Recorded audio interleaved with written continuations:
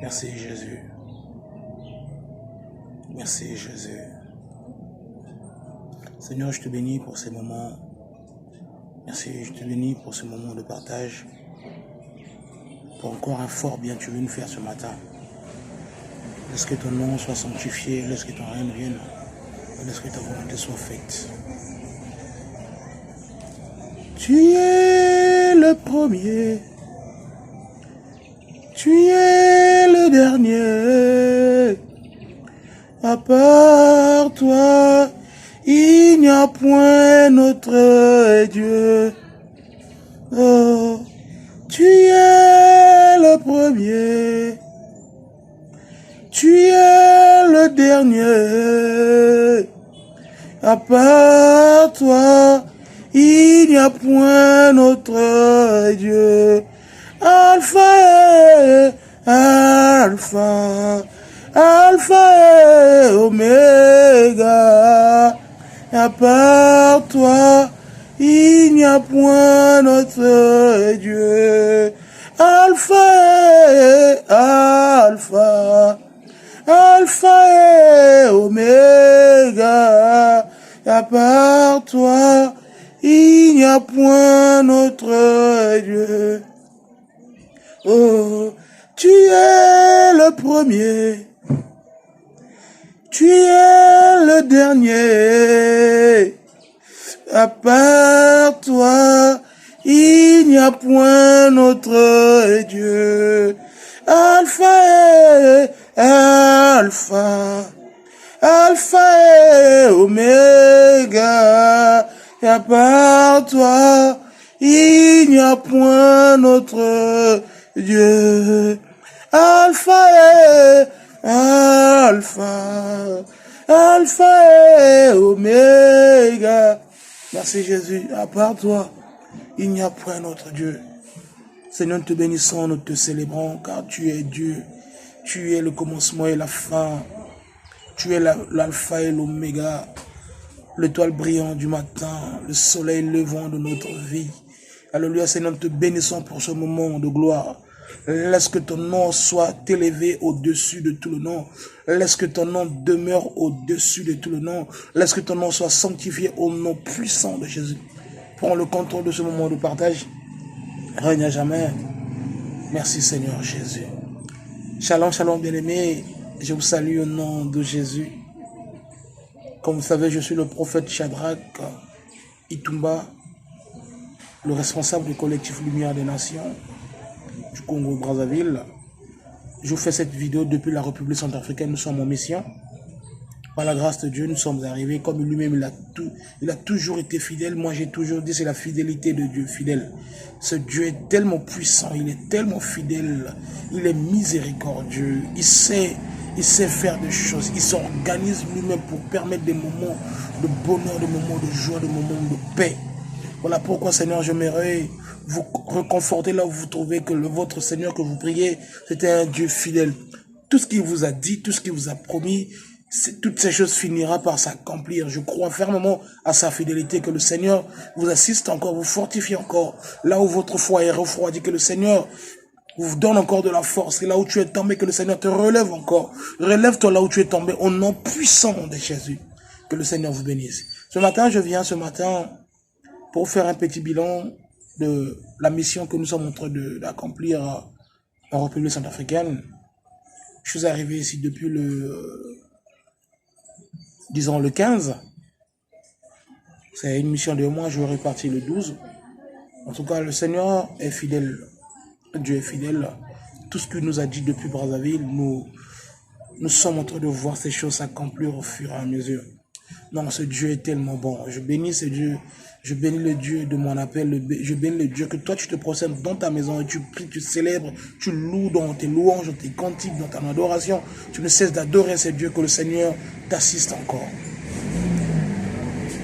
Bien-aimés, nous sommes arrivés par la grâce de Dieu, parce que lui-même l'a dit, sans moi, vous ne pouvez rien faire. J'ai été invité dans les églises. J'ai parlé avec des serviteurs de Dieu pour leur communiquer un peu la vision que le Seigneur m'a confiée pour la République centrafricaine. pour leur partager aussi la manière de voir des choses que le Seigneur veut sur cette nation. On a parlé, et c'est d'après tous ces moments de partage, d'après toutes ces invitations dans les églises par-ci, par-là, nous avons conclu par la grâce de Dieu que Dieu a révélé sa pensée. Ce qui détruit un peu, nous avons énuméré ce qui a détruit un peu l'œuvre de Dieu en République centrafricaine en particulier, en général dans toute l'Afrique. Le premier constat, nous avons compris, c'est nous avons vu le côté éducationnel des familles. Vous savez, Dieu, il nous prend de partout. La Bible dit, il ramasse l'indulgent, il le place parmi les grands. Mais avant de te placer parmi les grands, il y a vraiment un travail de fond que le Seigneur doit faire dans la vie. On se rend compte que beaucoup de serviteurs de Dieu, beaucoup des enfants de Dieu, ont fui ce travail du fond, ont voulu vite être connus, beaucoup plus être visibles. Et comme le travail du fond n'a pas été fait sincèrement, ils n'ont pas laissé le temps avec Dieu. Vous savez, moi, j'aime Dieu, je bénis Dieu. Vous savez, Dieu ne peut pas t'appeler aujourd'hui, te relève aujourd'hui. Dieu, quand il t'appelle, il a toujours un travail. La Bible dit même, Christ lui-même, il croissait en stature, en taille, en sagesse, en grâce, devant Dieu et devant les hommes. Tu ne peux pas être un serviteur de Dieu accompli sans une croissance spirituelle. Quand on parle de la croissance, on parle des expériences de la vie. Or, Dieu nous enseigne dans les expériences que nous traversons, dans les moments difficiles. Il nous fait passer par le feu pour nous tailler.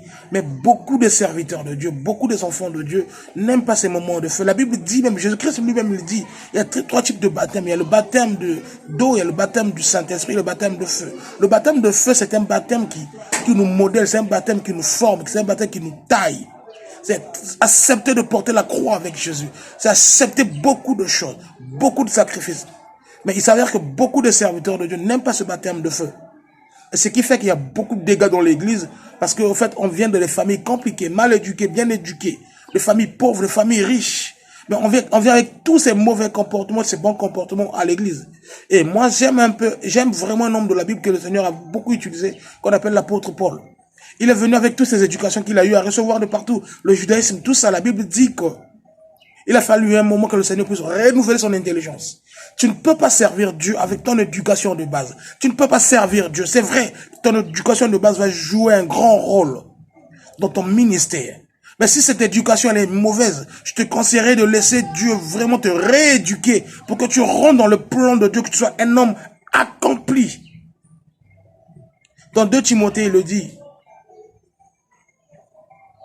Toute écriture inspirée par Dieu est utile pour corriger, instruire. Alléluia. Et nous avons compris, nous avons énuméré le côté éducationnel qui est un grand problème dans l'œuvre de Dieu. Et c'est ce côté éducationnel. Vous savez, quand l'homme a échoué dans le monde, il pense se retrouver à l'église. Il y a un grand problème de leadership dans la République centrafricaine. En particulier, en général, dans toute l'Afrique. Les hommes de Dieu se battent pour leur leadership. Et comme il y a un problème de leadership, obligatoirement, ils doivent avoir un problème de doctrine. Or, c'est le problème doctrinal qui détruit aussi l'église. Mais laissez-moi vous dire une chose, mes frères et sœurs.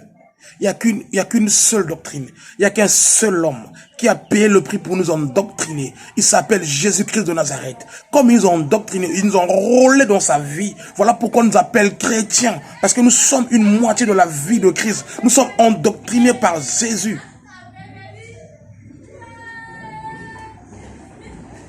Au-delà du problème doctrinal, les hommes de Dieu, à cause de leadership, à cause de doctrine, ils font une course de gloire. Les hommes de Dieu veulent démontrer à tout le monde que je suis plus grand qu'un tel, je suis plus grand qu'un tel, je suis plus grand qu'un tel. Et comme ils se retrouvent dans ce combat de leadership, le problème doctrinal, de problème de gloire, ils ne peuvent plus apporter le message authentique de Dieu si ce n'est que le message qui va faire à ce qu'ils deviennent encore plus grands. Voilà pourquoi ils ont enrôlé les enfants de Dieu dans leur vision. Vous voyez? Et ce n'est plus la vision de Dieu, ce n'est plus le mandat de Dieu. Ils ont créé leur propre vision. Et les enfants de Dieu sont rentrés dans cette vision-là.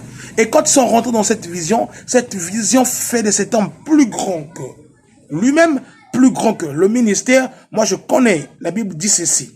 Nous sommes des ministres de Dieu. Or, ministre en hébreu ou en grec veut dire diakonos. Diakonos qui donne la définition en français, qui donne boy. Voilà pourquoi Jésus dit ceci. Je ne suis pas venu pour me servir, mais je suis venu pour servir. Dans le livre de Luc 17, à partir du verset 10, il dit, qui est celui-ci qui a un boy, qui travaille chez lui. Après avoir travaillé, il lui invite à la table. Plutôt, il dira à ce boy, sers-moi à manger. Après avoir bu et mangé, il dira à ce boy, tu as fait ce que tu devais faire, tu es un bon serviteur. Et après, il a dit, considérez à la fin que vous êtes des serviteurs inutiles. Mes frères et sœurs, nous sommes des serviteurs inutiles. Nous ne sommes pas importants, nous ne sommes pas importants. Nous sommes que des instruments pour la gloire de Dieu. Le Seigneur se sert de nous pour la gloire de son nom. Nous ne pouvons pas prendre la première place que la place de Dieu. Que le Seigneur vraiment, oh bien-aimé, je prie que je vous conjure d'intercéder pour l'Église à la République centrafricaine et en général dans toute l'Afrique. L'Église va très très mal. Les hommes et les femmes veulent prendre la place de Dieu à cause de la guerre de leadership, à cause du problème doctrinal, à cause de la gloire. Ils viennent avec des messages qui ne sont pas des messages de Dieu, juste pour nourrir leur égoïsme. Et ces messages, parmi ces messages, il y a les promesses. Il promet tellement des enfants de Dieu de grandes choses, qu'au retour, quand ces choses ne s'accomplissent pas dans la vie de ces enfants de Dieu, ça produit dans ces enfants le désespoir, l'incrédulité, le refroidissement de la foi. Amen, amen. Voilà pourquoi le Seigneur m'a révélé toutes ces choses. Le peuple de Dieu, vous savez, dans la République centrafricaine, après avoir que le peuple est sorti de la guerre, on devait présenter Jésus, qu'on presse le pain, le Dieu de la paix, le Dieu qui gagne les cœurs, le Dieu qui donne l'amour dans les cœurs. Et nous avons présenté des promesses. Et ce peuple est fatigué d'écouter les promesses. Voilà pourquoi le Seigneur me met à cœur et dit, tu vois tout ce que tu vois aujourd'hui. Je veux que tu organises un grand moment d'évangélisation, une grande campagne d'évangélisation pour la gloire de mon nom. Ramène le cœur de mes enfants vers moi. Ramène le cœur de ce peuple vers moi. Vous savez, le Seigneur veut guérir ce peuple. Le Seigneur veut guérir cette nation. Tout va mal aujourd'hui parce que la nation elle est malade dans tous les domaines. Le Seigneur me dit, pour que cette nation se relève, il faudrait que le travail de fond spirituel se fasse. Il faudrait que je sois dans les cœurs, qu'on me présente dans les cœurs, que je gagne les cœurs. Vous savez, la Bible dit dans le livre Actes des Apôtres 2, à partir du verset 37, la Bible dit, quand Pierre prêchait l'évangile, le cœur des hommes était vivement touché. Ils ont demandé à Pierre, qu'est-ce que nous devons faire? Et Pierre leur dit, repentez-vous. Vous savez, quand l'évangile sera vivement prêché dans la République centrafricaine, les cœurs seront touchés. Et tous ces cœurs seront tournés vers Christ. Et ces hommes reviendront en Jésus. Et il n'y aura pas la guerre. Il m'a dit, organisez un moment d'évangélisation. Mes frères et sœurs, vous savez, ça demande beaucoup d'argent. Toi qui vas suivre cette vidéo, je prie que le Seigneur puisse convaincre ton cœur. Apporte ta contribution. Peu importe ce que tu peux apporter, le matériel, l'argent, l'idée. On a besoin de toutes ces choses pour que cette nation soit sauvée, pour que cette nation soit gagnée pour Christ. Le Seigneur veut gagner cette nation par toi et moi. Acceptons d'être disponibles, remettons nos cœurs, accordons nos cœurs. Pas pour la gloire du prophète Shadrach, pas pour ta gloire. Je n'ai pas besoin de ton argent, mais travaillons pour le royaume de Dieu. Si ce message arrive vers toi, pensons-y. Et vous savez, j'ai fait un autre constat. La République centrafricaine, c'est parmi des rares des pays de l'Afrique centrale. Vous savez, en plein centre-ville, il y a encore le fétichisme terrible. Hier, j'ai été invité dans une église, je prêchais. Waouh, j'ai été choqué. En plein 21e siècle. Voir ce genre de choses. Le fétichisme en pleine église. Mes frères et sœurs, les gens sont encore dans le fétichisme ancestral. Les gens qui sont dans la religion, pleinement dans la religion. Ils sont des religieux. C'est parmi des rares pays où tu vois Chaque après-midi, il y a des gens qui se promènent dans la rue, non au nom de Jésus-Christ, pour prêcher l'évangile, pour parler de leur bâtiment, pour parler de Saint-Tel, de Saint-Tel. C'est-à-dire, c'est encore une nation religieuse. Mais la Bible dit ceci dans Psaume chapitre 2. Pourquoi sais-tu humilié parmi les nations? Pourquoi les vaines pensées parmi le peuple? Le problème de Dieu, c'est sauver les nations. Voilà pourquoi dans 2 Chroniques 7, 14, il le dit même. Si le peuple sur qui mon nom est invoqué, s'il prie, s'il m'humilie, se détourne de ses mauvaises voies, moi Dieu, je guérirai son pays. Le Seigneur veut guérir ce pays. Le Seigneur veut guérir cette nation. Mais cette guérison passe par toi et moi. Nous devons organiser un grand moment d'évangélisation de la République centrafricaine. Vous savez, moi j'habite au Congo-Brazzaville. Ça demande des moyens pour venir avec des frères, pour venir avec des frères et sœurs, ou faire avec des frères d'ici. Il faut louer l'endroit. Il faut vraiment louer l'endroit. On essaie de faire un petit budget. C'est-à-dire l'endroit déjà nous coûte 150 000 francs CFA. Vous voyez, pratiquement nous sommes dans les 200 euros, 230 euros. Vous voyez. Et nous avons le matériel à louer, nous avons les logistiques, c'est-à-dire les baffes, les micros, tout ça à louer. Nous avons besoin de déplacement de beaucoup de serviteurs de Dieu. Nous avons besoin. Le Seigneur me met vraiment à cœur de déplacer des gens. C'est-à-dire, si tu peux apporter ta pierre à l'édifice. Il me parlait des grandes vacances. Vous savez, les grandes vacances, c'est pratiquement au mois de juin. Nous avons encore beaucoup de choses à faire. Nous avons encore plusieurs mois devant.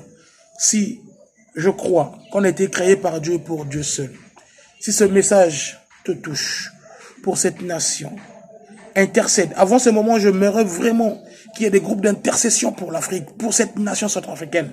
Le pays va très très mal. Organisons des moments d'évangélisation pour cette nation. Que le Seigneur vraiment nous assiste en tout et en tout.